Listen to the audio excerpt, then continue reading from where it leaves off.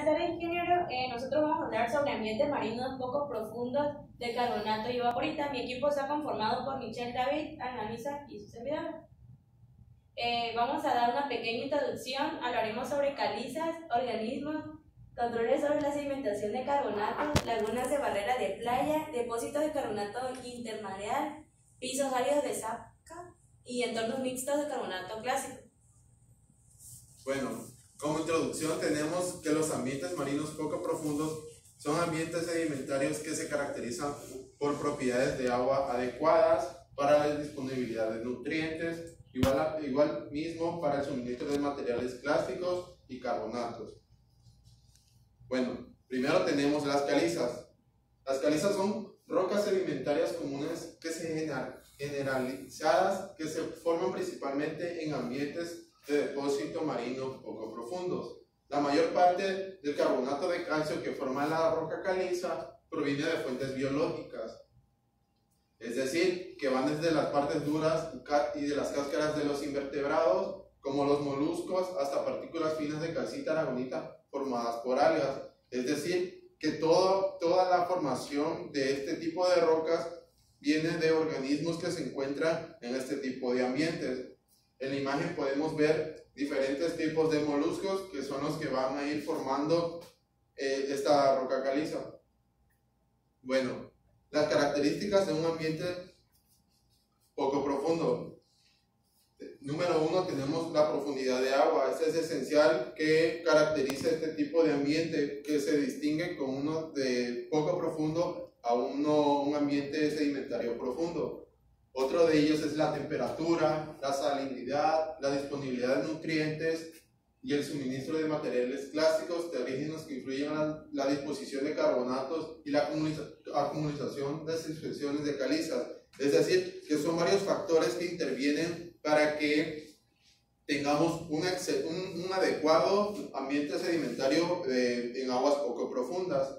Ahí en la imagen 2 podemos observar aguas poco profundas en condiciones que influyen en la disposición de carbonatos. Un ejemplo de un ambiente sedimentario poco profundo es el Golfo de México. Podemos ver que igual es de gran importancia en el sector petrolero y que son diversos factores que tienen que influir para que tengamos un excelente ambiente de este tipo. Los organismos que podemos encontrar en este tipo de ambiente son creados por organismos de este tipo de ambiente, por ejemplo en los arrecifes, por organismos coloniales sedentarios como los corales. Esta parte es muy esencial igual para este tipo de ambiente. Los arrecifes de corales son de gran importancia para este tipo de ambientes, ya que estos van a ir generando organismos, van a ir igual originando sedimentos para las formaciones de los tipos de rocas que vamos a ir encontrando en este tipo de ambiente. Podemos observar un arrecife en aguas poco profundas, que esto es muy notorio encontrarlos en este tipo de ambientes y son muy importantes en este tipo de ambientes. Por favor. Bueno, en entornos áridos, la sedimentación de carbonatos pueden estar asociadas con sucesiones de vaporitas formadas por la precipitación química de yeso, anhidrita, lalita y de la evaporación del mar. Los ambientes marinos poco profundos pueden ser sitios para la formación de sucesiones de vaporita excepcionalmente gruesas llamadas gigantes salinas, que no tienen equivalentes modernos. Bueno, controles sobre la sedimentación de carbonatos. Las áreas de sedimentación de carbonato marino poco profundo se conocen como plataformas de carbonato, es decir, que encontramos grandes cantidades de carbonato y al tener grandes cantidades de se le denomina plataforma de carbonato, y estas pueden ocurrir en una amplia variedad de entornos climáticos y tectónicos, pero siempre y cuando se cumplan dos condiciones principales. La primera es un aislamiento del suministro clásico y la segunda son desde luego las aguas marinas poco profundas. La siguiente. Bueno, el aislamiento del suministro clásico. La mayoría de los sedimentos autóctonos se suministran a los mares poco profundos por los ríos y las vías de los sistemas fluviales están controladas por distribución de áreas de elevación y subsidencia de los continentes. ¿Qué queremos decir con in situ? Que este no implica transporte como otros ambientes tienen que cumplirlo. En este no tanto, por así decirlo, ya que, como he mencionado anteriormente, los organismos que se encuentran en estas aguas poco profundas son la mayor parte que generan este tipo de sedimentos. Un ejemplo de ellos es un mar del Yaeya que se encuentra en el país de Japón. Bueno, en la mayoría de los continentes, la mayor parte del drenaje se concentra en un pequeño número de ríos muy grandes, que estos canalizan los sedimentos hacia los deltas costeros. Como sabemos, todos los ríos tienen una desembocadura, y esa desembocadura es el mar.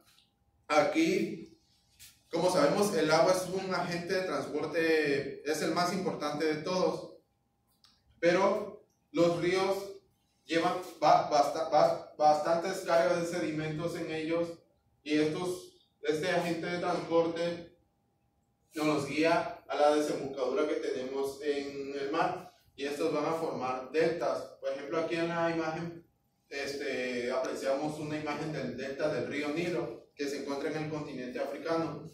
Igual interviene en este tipo de ambientes de aguas poco profundas, ya que la fuerza que lleva el agua, la velocidad, puede empujar algunos sedimentos, pero se caracteriza por llevarlos más finos, que son los más ligeros, que a gran velocidad van a alcanzar mayor distancia a pesar de las zonas de la costa, ya que en la zona de las costas se van a concentrar los sedimentos más gruesos. Bueno, en las aguas relativamente poco profundas con bajas cantidades de material clásico terrícola suspendido son por lo tanto más favorables, y en regiones tropicales brillantes con aguas claras está la zona fótica, que puede extenderse hasta 100 metros de profundidad. Bueno, esta imagen más que nada nos dice la relación que tiene la profundidad del agua y la productividad de carbonato biogénico, que es mayor en la zona fótica. Por ejemplo, esta parte de aquí gris que está marcada es la productividad de carbonato. En cambio, aquí esto sería la base de la zona fótica, que está a una distancia de 100 metros. Aquí tenemos el nivel del mar y la zona de saturación, que va de los 10 a los 20 metros. Es decir, que en esta parte tendríamos la mayor productividad de carbonato. Bueno, tipos de plataformas de carbonato en ambientes marinos poco profundos. Tenemos 5. El primero está denominado tipo rampa. Como podemos apreciar, tiene esta tendencia que empieza de la parte más alta de la rampa y se va bajando a como va subiendo el nivel del mar. El segundo, tenemos una rampa sin borde, que es un poco similar a la primera, nada más que aquí ya va más, por decirlo así, va más profunda. Y como podemos apreciar aquí, vamos viendo la distancia que van teniendo este tipo de plataformas, que van de los 10 a los 100 kilómetros. Este tipo de rampa es con un borde, que lo que caracteriza este tipo de rampa. Podemos apreciar que es similar al anterior, nada más que ya cuando tiende a ir a lo más profundo, hay una acumulación más de carbonatos en esta parte. Tenemos la plataforma empírica, que va de menor a mayor engrosando y tiende a ser como una tipo rampa. Y por último tenemos la plataforma aislada, que esta es más extensa que esta. Como podemos ver, va de los 100 a los 10.000 kilómetros, es la más grande de todas. Y por último tenemos la plataforma aislada, que como podemos apreciar en la imagen, está aislada, pues no tiene un empiezo aquí en la parte más somera, ya que se encuentra como una isla hundida y podemos apreciar que va de 1 a los 100 kilómetros. Bueno, lagunas de barrera de playa. Las lagunas de carbonato son sitios de sedimentación de grano fino que forman capas de piedra de fango y piedra de carbonato con algunos lechos de granulometría. Bueno, esta imagen es muy interesante y aquí vamos a ver las características morfológicas de un entorno costero de carbonato con una barrera que protege una laguna. Bueno, aquí tenemos la laguna y aquí tenemos el mar. Bueno, tenemos una barrera que está impidiendo, el paso de la mayor parte del agua, pero tenemos estas entradas, estos canales, que son los que caracterizan a las lagunas, que tienen contacto de mar a laguna.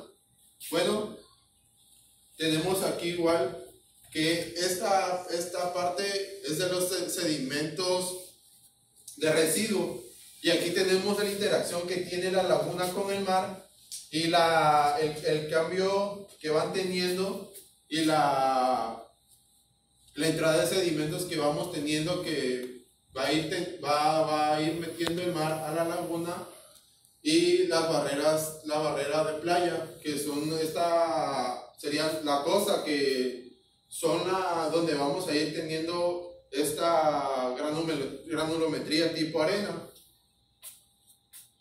Bueno, laguna salida. Este tipo de laguna se da en climas cálidos y secos. La pérdida de agua por evaporación de la superficie de una laguna es alta. Y dice que si no se tiene un equilibrio con la afluencia del agua dulce de la tierra o el intercambio de agua con el océano, es decir, que tenga un intercambio de laguna-océano, la salinidad de la laguna aumentará y se volverá hipercélica. Bueno, ¿esto qué quiere decir? Que por ejemplo nosotros tenemos, está la laguna y ahí evaporándose, va a tener una concentración de sal muy alta, y al no tener un intercambio de mar a océano, esta saturación de sal va a ser muy, muy alta, ya que no va a tener tampoco, no va a haber un intercambio o una equivalencia de agua dulce con esta agua salada que está en la laguna, y se va a hacer muy salada. Los depósitos más comunes que podemos encontrar en este tipo de lagunas áridas son capas de yeso y halita. Esta laguna se encuentra en el Parque Nacional de Komodo, en el país de Indonesia. Bueno, pisos áridos de Sanca. Las llanuras costeras de la Sanca es ocasionalmente mojado por agua de mar durante mareas muy altas o durante vientos de tormenta de tierra. Bueno, entornos costeros áridos pueden desarrollarse un ambiente de Sanca. Tenemos lo que es nuestro mar, y tenemos aquí, por ejemplo, el nivel, cuando está el nivel bajo del mar, hasta dónde llega, y el nivel alto hasta dónde llega a mojar toda esta agua de mar. Igual tenemos la corteza de vaporitas y la de Sanca. Entonces, eso más que nada nos dice qué tanto va a ir afectando el agua dependiendo del tipo de marea que tengamos y cómo se va a ir generando. Bueno, pisos áridos de Sanca. Una costa dominada por carbonatos con una isla barrera en un entorno climático árido, evaporación en la laguna protegida como el resultado, un aumento de la salinidad y la precipitación de minerales evaporíticos en la laguna. Bueno, aquí tenemos una laguna y tenemos el mar. Aquí vemos esta abertura que es la conexión de laguna-mar, donde se va a ir intercambiando esta agua. Pero al ser muy aislada esta laguna del mar y tener una pequeña conexión, aquí se va a concentrar mucho carbonato. E igual, aquí está la barrera de playa, que es la que impide el paso completo del agua a la laguna. Bueno, depósitos de carbonato intermareal. Las corrientes de marea a lo largo de las costas dominadas por el carbonato transportan y depositan sedimentos gruesos en los canales de las mareas y el lodo de carbonato más fino en las planicies de marea. Bueno, dice que las mareas influyen en los ambientes costeros de carbonato. Entonces, aquí tenemos una serie de canales. Igual tenemos cuando está la marea alta y la marea baja, hasta dónde va a llegar el agua. Y la interacción de carbonato que va a ir teniendo esta, donde aquí en estos pequeños riachuelos se van a ir depositando las partes más finas. Y en esta parte se van a ir de igual manera a ir depositando sedimentos de tipo lodo. Ok, bueno, ahora yo les voy a hablar sobre los entornos de carbonato marino somero. Ok, aquí los principales factores que influyen son los organismos que están presentes, la energía que tienen las olas y las corrientes de marea. Entre las estructuras que podemos encontrar están los bancos de arenas de carbonato, a donde el sedimento compuesto es de tamaño fino y ocurre en áreas poco profundas y donde hay alta energía, es decir, donde se encuentran grandes mareas o una gran cantidad de olas. Podemos encontrar organismos como los oids y las mezclas de Shelly rotos, y de igual manera cuando estos se litifican, pueden formar capas de greenstone o de packstone. Los arrecifes son cuerpos de carbonatos formados principalmente por organismos bentónicos que construyen estructuras como los corales, que son las figuras que estamos observando. Estas arrecifes pueden formarse de dos maneras, ya sea de forma cúpula o de forma tabular. Cuando se crean de forma tabular, estos son conocidos como biostromas. ¿La que sigue? Ok, tenemos diferentes organismos formadores de arrecifes. El principal organismo formador durante el Mesozoico y el Cenozoico fueron los esleractinianos. A lo largo de los periodos fueron cambiando estos organismos. Si nos fijamos en la figura 15, en la parte inferior que tenemos el precámbrico, los organismos más importantes fueron los estrematolitos, que con una abundancia del 50% más o menos. Y por otro lado, en el paleógeno tenemos los corales y las algas con un aproximado de 70%, y así fueron cambiando en cada periodo. Ok, en la estructura del arrecife podemos encontrar tres principales, lo que es el reef crest, que es la parte de aquí, que es el sitio donde los corales crecen de mejor manera. De ahí tenemos el reef front, que es la parte del frente del arrecife, que está aquí, a donde ya los corales están siendo reemplazados. Y por último tenemos el reef plan, que es toda esta área, a donde igual se forman estructuras robustas, pero debido a las condiciones que ya son más tranquilas, ya que estamos cerca del back reef, estas van a tener una forma globular. Los ajustes del arrecife tenemos tres principales, el que es Air Reef, que son formas lineales que va de 1 kilómetro a 10 kilómetros.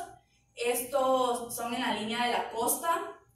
Y después tenemos el Fishing Reef, que aquí está directamente desde la costa con una inclinación muy suave y no va a extenderse mucho, simplemente va a ser una columnita.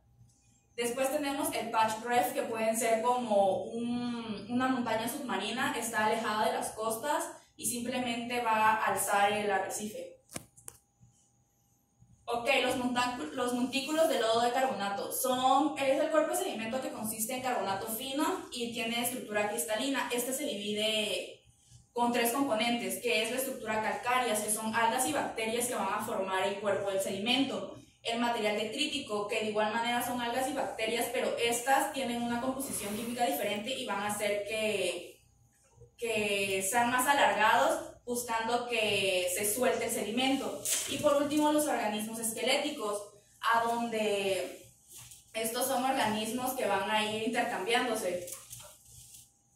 Sí, ok. Después tenemos los tipos de plataforma de carbonato, que se reconocen principalmente tres, a donde están las rampas de carbonato, los estantes sin bordes y los estantes con bordes. ¿La que sí? Ok. No, revisar, esa.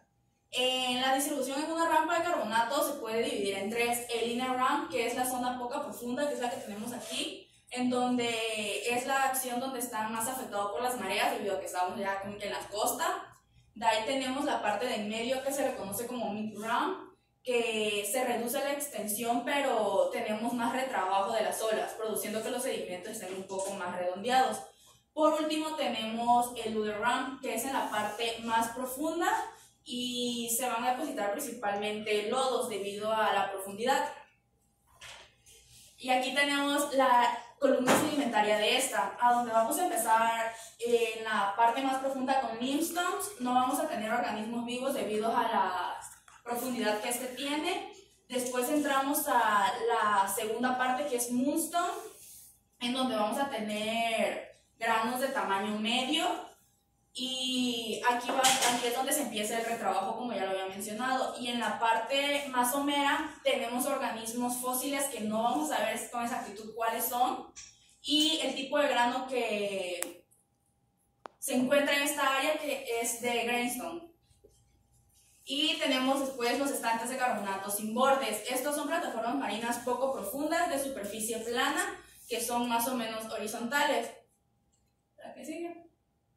Y nuevamente tenemos su columna sedimentaria. Los granos van a ser similares a la del anterior. Empezamos con limestone, después con greenstone y a lo último, con limestone, moonstone y greenstone. La única diferencia es que aquí vamos a tener presencia de convolutas, debido a que ya estamos a mediana profundidad, y en la parte menos profunda, en la parte más somera, vamos a tener presencia nuevamente de fósiles que no vamos a saber con exactitud cuáles son. ¿La que sí? Por último tenemos los estantes de carbonato con bordes. Estos son depositados a nivel del mar. Es una secuencia que es dinámica, es decir, que va a poder subir o bajar. Es la parte más profunda que tenemos de las rampas de carbonato. Y de igual manera les voy a presentar su columna sedimentaria. Aquí en la parte, los granos se vuelven a repetir. Tenemos limestone, moonstone y greenstone. Esta parte es igual a la anterior. Tenemos los dos convolutas, y acá tenemos lo que son los fósiles, que no vamos a saber con exactitud cuáles son, pero en la parte más somera vamos a encontrar algas, bacterias y corales. Por último tenemos las plataformas epicontinentales, que estas se crearon cuando estaban cubiertos en mares poco profundos, en condiciones del pasado, y fueron en el tiempo del Cretácico y Jurásico. ¿La que sí?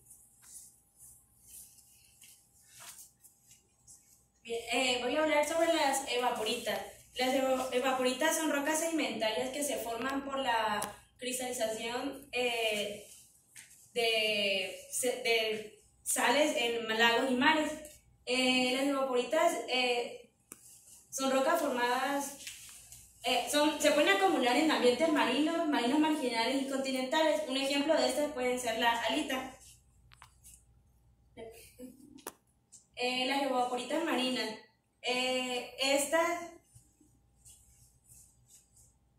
Las evaporitas marinas en los ambientes marinos modernos están en gran medida restringidas en las regiones costeras, como las lagunas de evaporita y las llanuras de marea de Zapca. Las Zapcas son superficies que se forman por inclusiones de sal en algunos lagos. Y por aquí le puse un ejemplo aquí, que esa se encuentra en Abu Dhabi. En estos de Zapcas existen dos tipos, que son costero y continental.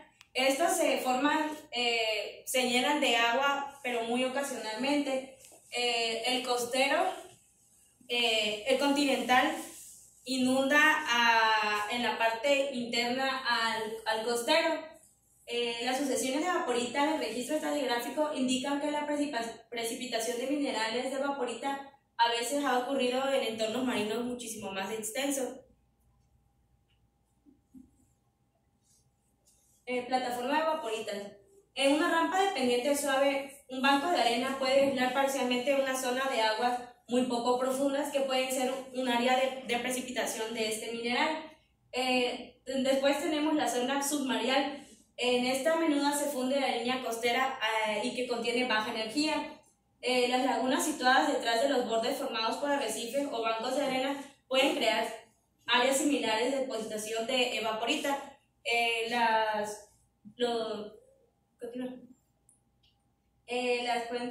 cuencas evaporíticas. La sedimentación de evaporita ocurre solo en situaciones en las que un cuerpo de agua se aísla parcialmente del océano y la salinidad aumenta hasta el punto de sobresaturación y hay precipitación química de estos minerales.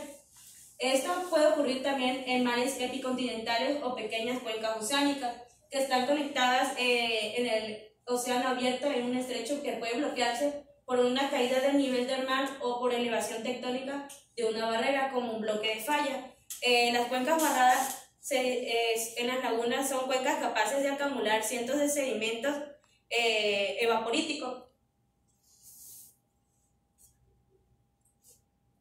Aquí tenemos, le puse 3 imágenes sobre cuencas. En la primera es un ajuste de la cuenca a profundidad.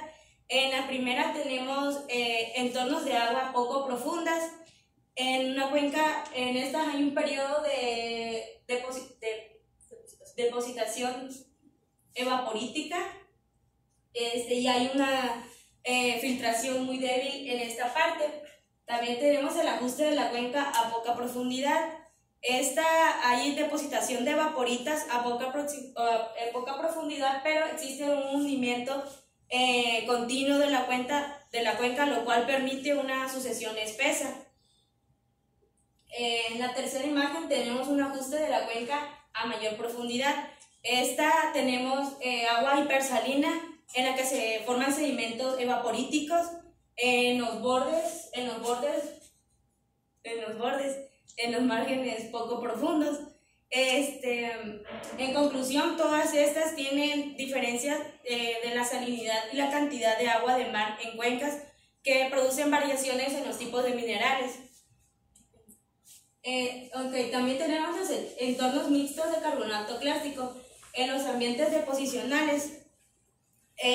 Estos que se vieron en este capítulo de evaporitas, se vieron depósitos de carbonato y evaporita puros que no contenían material clástico o volcánico, y los depósitos de carbonato pueden coexistir con sedimentos o trabajan con sedimentos volcánicos clásicos.